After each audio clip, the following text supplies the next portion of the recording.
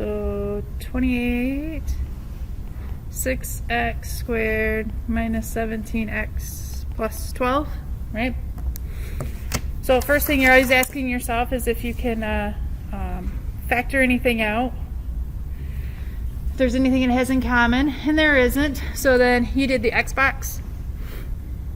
So if we go to do x box, a times c is going to give us 72. And then we're looking for negative 17. So we got negative and negatives. So what can we multiply by to get 72 that when we add them together gives us negative 17? 9 and 8, right? So, and then did you do the box or grouping? The box, yep. So then if we do our box, we're taking these 3 terms and making them into 4 terms. So we got our 6x squared. And now instead of negative 17x, we're just going to rewrite that as negative 9x and negative 8x. So negative 9x and negative 8x. And then we got our 12. Right? When we look at these guys, you pull out 2x. Right? And then when I go to look at this one, because my leading box is a negative, you're going to factor out the negative. So you're going to factor out a negative 3. And when I do these guys, I'm going to get 3x. And then on the bottom one, because my leading one is negative, I'm going to pull that negative out. And I'm going to pull out a negative 4. So then my factors end up being 2x minus 3 and 3x minus 4.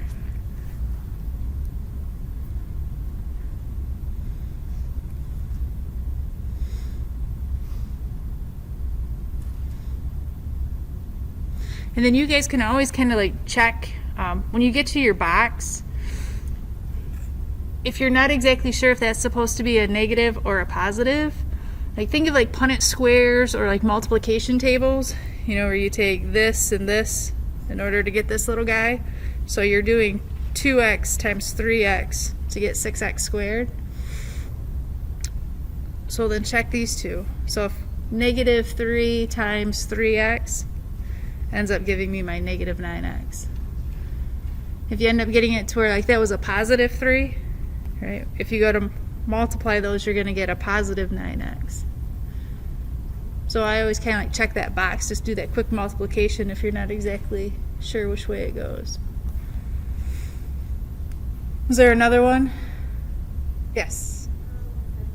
50?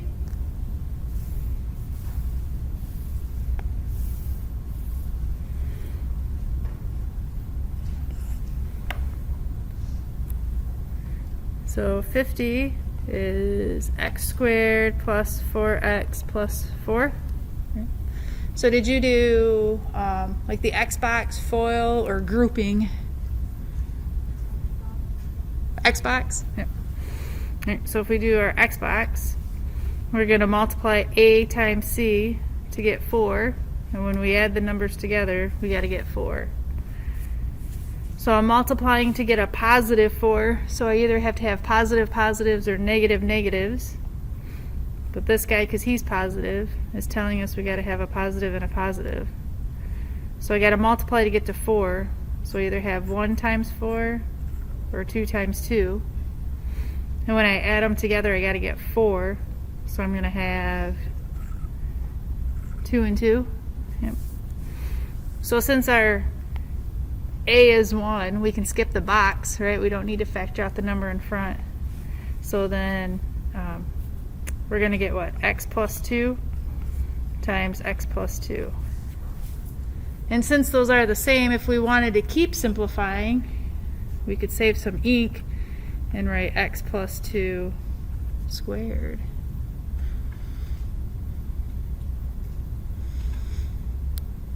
Get all fancy on me. What other one you guys got? Yes. 42.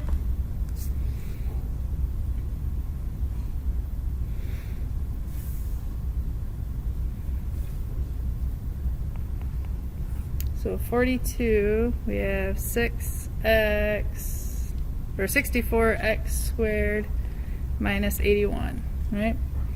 So first thing we're going to ask is there anything that I can factor out? I don't think so, right? So we can do Xbox, right? So we're going to pull out our handy dandy calculator. So A times C would be 64 times 81. It's going to give 5,184. What's my B term on this? 0, right? So if I have that 0, like these guys got to cancel each other out. So in order to cancel each other out, it's got to be like the same number, right? So it's ultimately telling you that it's a perfect square. So if we take the square root of it, what's the square root of? I need a calculator up here. 51, 80.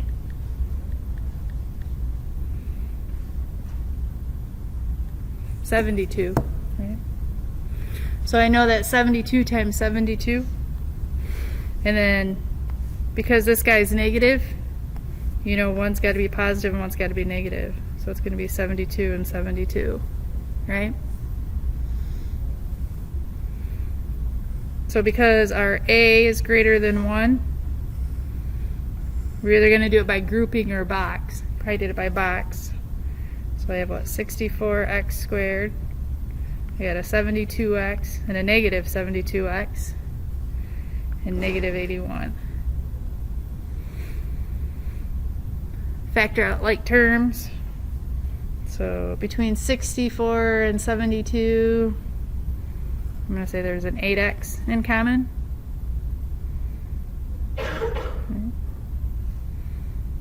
Between 72 and 81, what do I have, a 9 in common?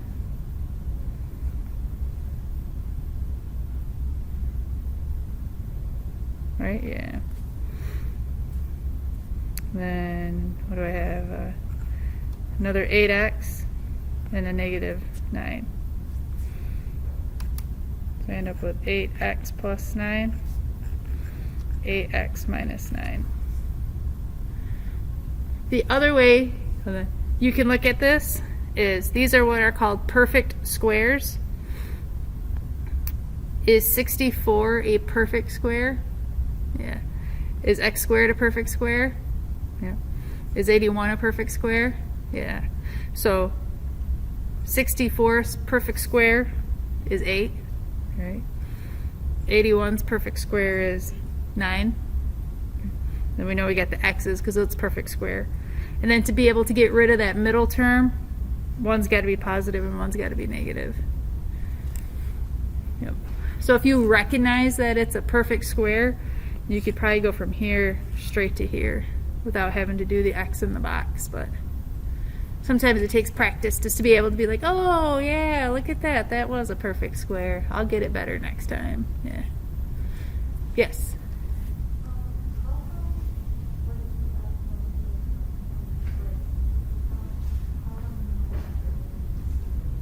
Say it one more time.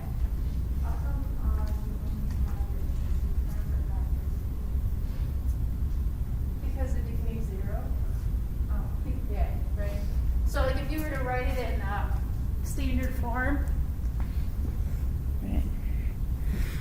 So if you were to put it, whoops, you know that ax squared plus bx plus c, right?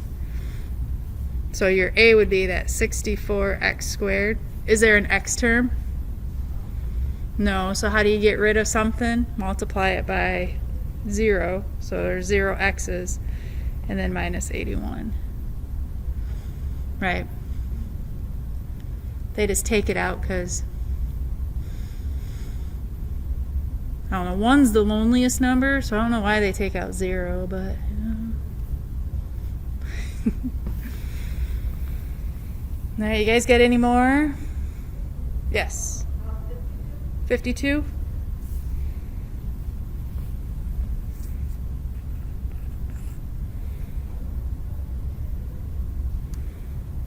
So x squared minus 10x plus 25. Okay. So let's see if we can do this one like using the FOIL method and not going through the whole box. So I know I'm going to end up with two factors because I got x squared. So in order to get x squared, I'm going to have an x and an x, right? This guy's telling me that when I multiply, I'm going to get a positive 25. So what kind of numbers do we multiply to get positives? Positive, positive, or negative, negative, right? Our sign's got to be the same if we want to be positive. And this guy's telling us it's going to be negative and negative, right? So now I got to multiply to get 25. So what do I got? 1 and 25 and 5 and 5? And when I add them together, I got to get negative 10. So that's going to tell me I have a 5 and a 5. So then I could simplify it to x minus 5 squared if I wanted to.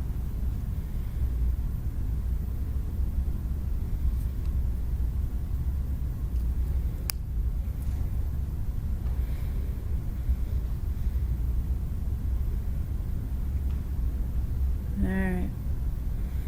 So guess what we get to do today in P6?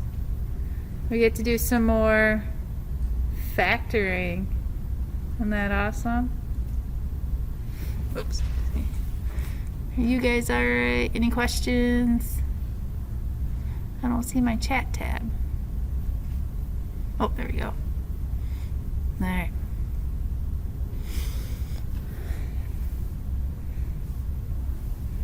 Ready for some P6?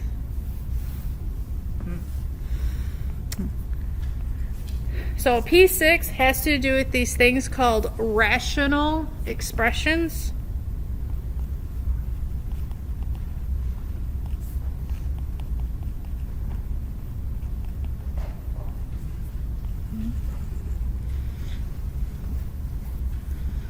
So let's see if we can figure out what this is about before we even start doing it.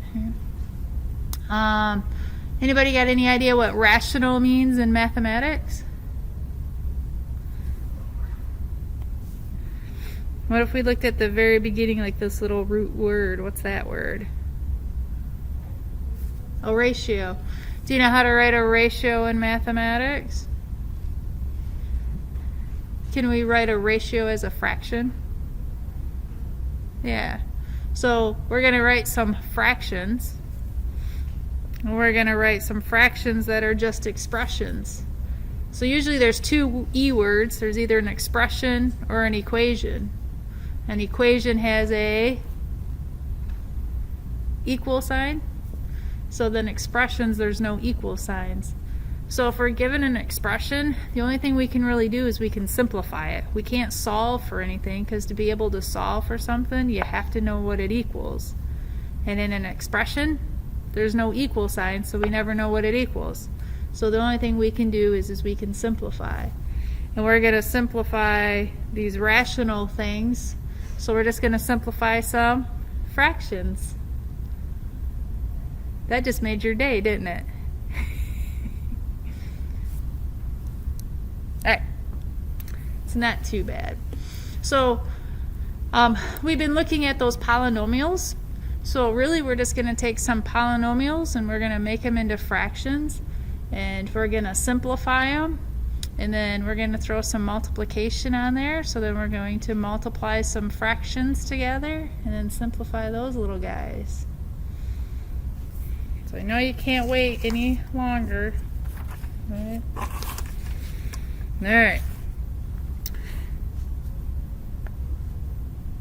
I need to find a new place to sit. I'm going to figure this out.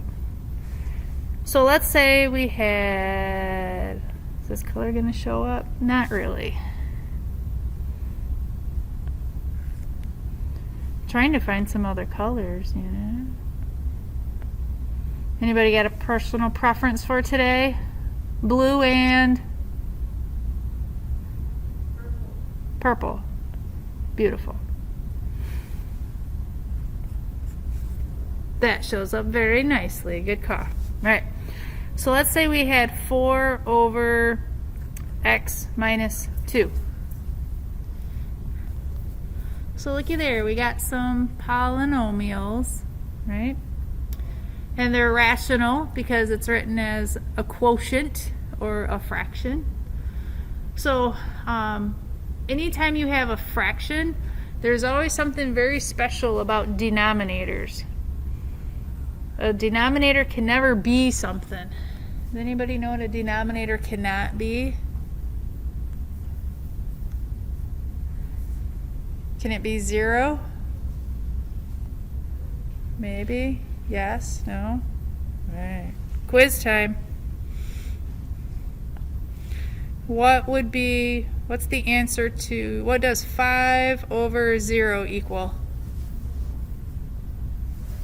Yeah, that's undefined, right?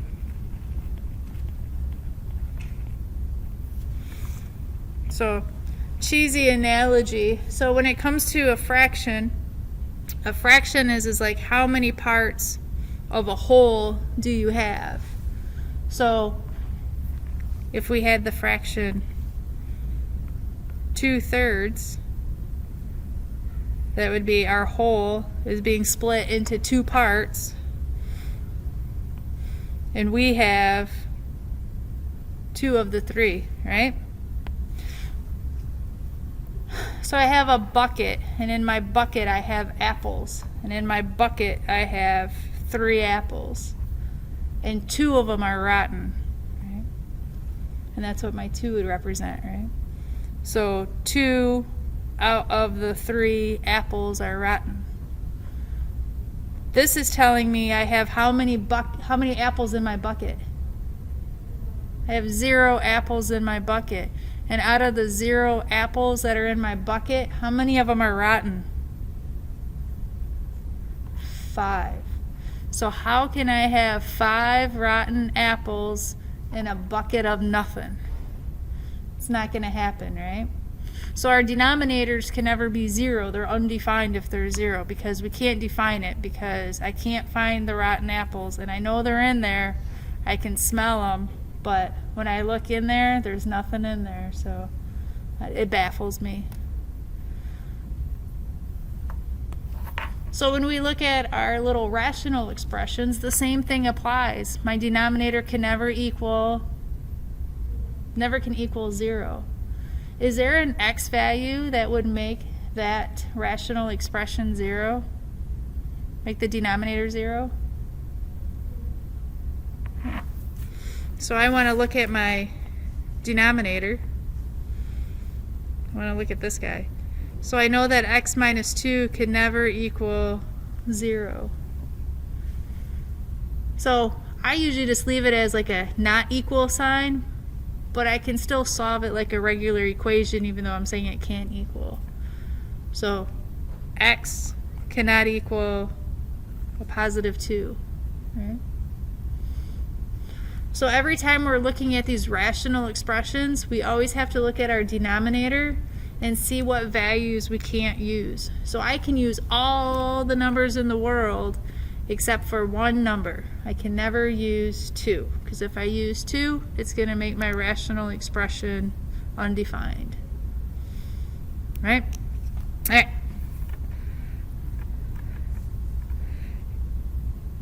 So if I had x over x plus 1, x minus 1, are there any values I need to exclude? Oh, let me get this page up there. There we go.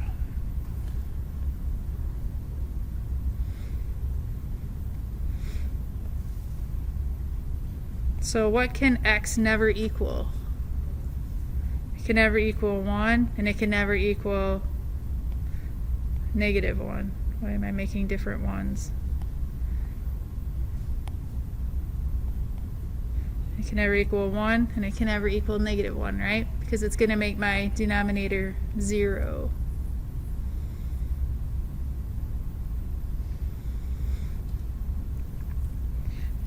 So let's, yep. We're gonna go through and like simplify some here in the next step to where we actually have to do some factoring. But yeah, like that would be like the simplest form. I can't simplify that any farther, right? I can't, because when it comes to factors, you can cancel out common factors, but factors are what you multiply. And so because this factor is x plus 1, right? I can't cancel my x's out. They're not, right? Because this is a factor, and that guy's a factor. So they're not in common. So I can't simplify it any farther. That's as simplified as I can go. So then I would, but I'd still have to sit there and put in there about my domain where my x can't be positive or negative 1. Right? All right. So the moment you all been waiting for. So let's simplify some rational expressions.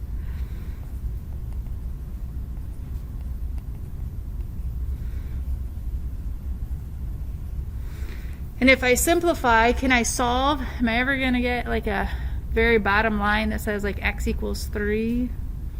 No, right? I can't solve these. I can just simplify them. So let's say we had x to the third plus x squared divided by x plus 1.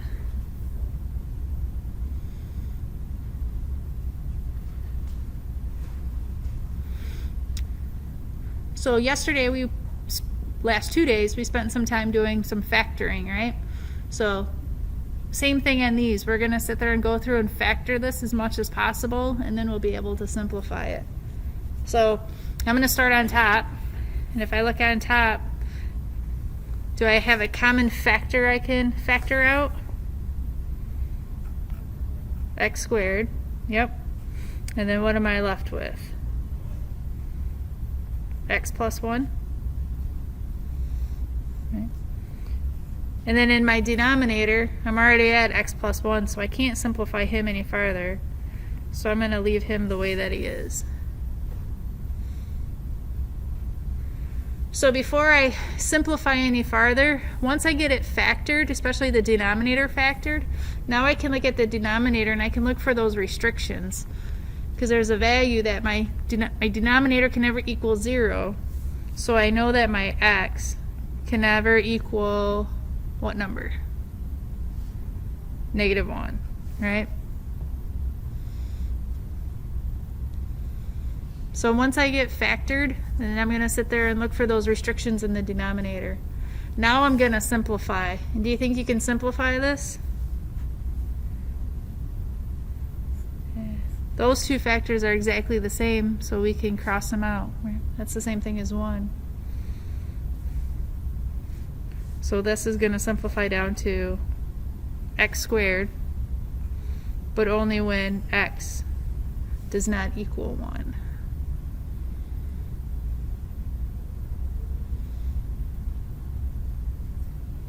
Picking up on what I'm laying down here? All right. Well, let's keep building on these little strings and see if we can get a little more fancier. Spice it up a little. What if I had x squared minus 1 over x squared plus 2x plus 1?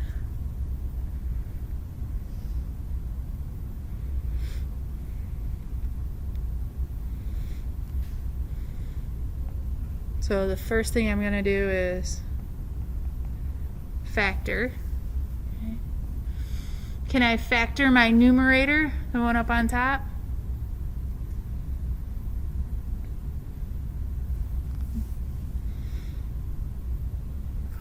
So if I try to do it by foiling, right, get x squared, so I know I can get down to 2 factors. To get x squared, I'm going to have x and x. My c is a -1, so the only way I can get a negative is if one number is positive and one number is negative, right? So I got to multiply to get to 1, and they got to go away, so I'm going to have a +1 and a -1. Yes.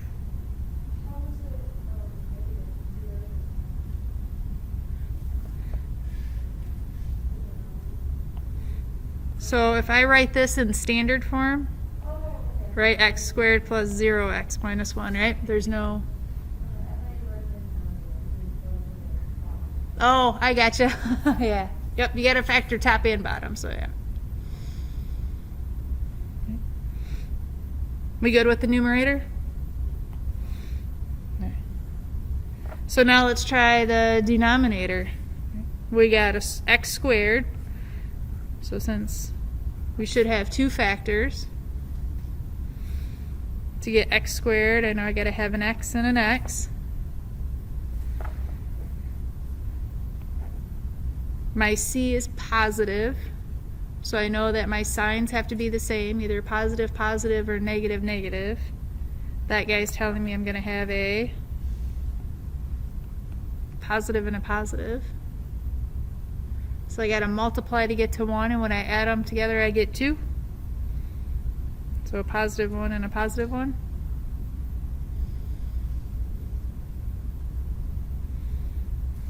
Okay. So then now I'm going to find my restrictions. All right, so I'm going to look at my denominator.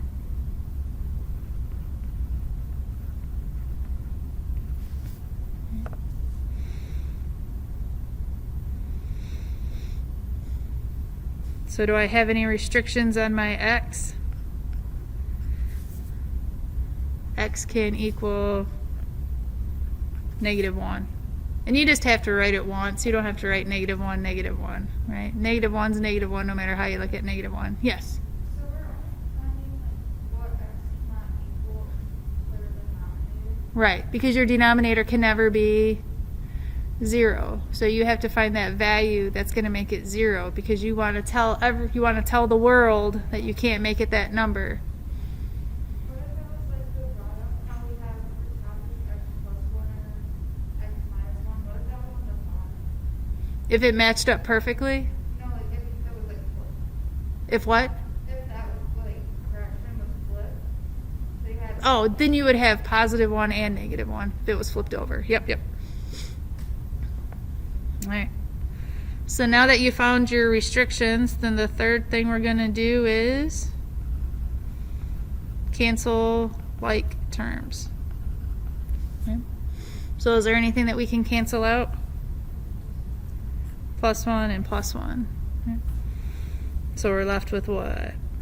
X minus 1 on top and x plus 1 on the bottom.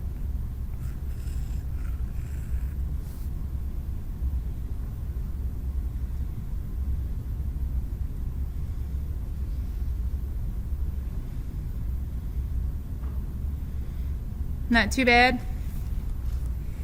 All right. We're going to bump up to multiplying these guys, and it's really the exact same concept.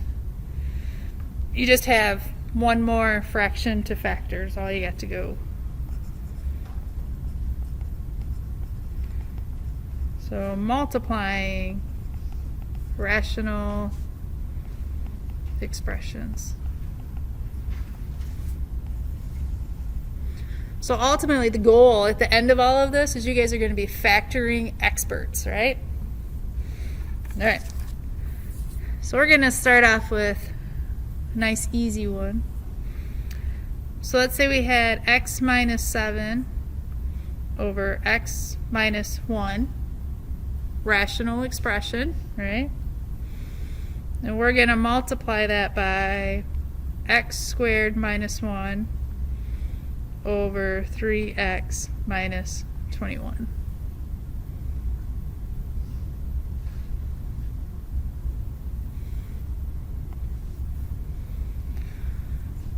You guys remember how to multiply fractions? What do? You go straight across, right? So we know we got to multiply straight across. We know we have those rational expressions, so we know we got to simplify these.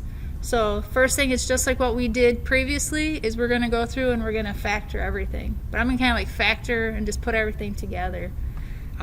the whole denominator together and the whole numerator together on one fraction, right? So when I start with x minus 7, can I do anything with that guy? Nope. So he's just x minus 7, right? And then now I'm going to look at x squared minus 1. Can I factor x squared minus 1? Yeah. Is that x plus 1, x minus 1?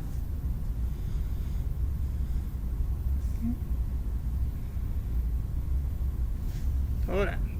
There we go. Oop, say. So now I'm going to look at my denominator. I got x minus 1. I can't do anything with that, so I'm just going to write that as x minus 1. And then I'm going to look at 3x minus 21. Can I factor anything out of that one? I can pull out a 3, yep.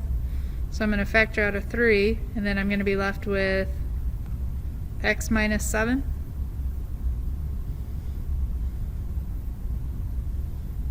So now we kind of look like what we just did a minute ago. We just have a couple more factors in the numerator and a couple more factors in the denominator. So after I factored everything, I'm now going to look for my restrictions in my denominator. So when I look at my denominator, are there any values that x cannot be?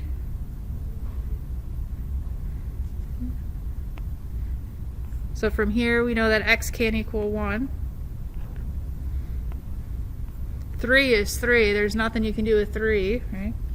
Then you got x minus 7, so x cannot equal 7. So now I found my restrictions. Now I'm going to go through and see if I can cancel out any like terms. And do I have any like terms? Yep, I got x minus 1 and x minus 1. And I also have x minus 7 and x minus 7. Yep. So in my numerator, I'm left with x plus 1. And in the denominator, I'm left with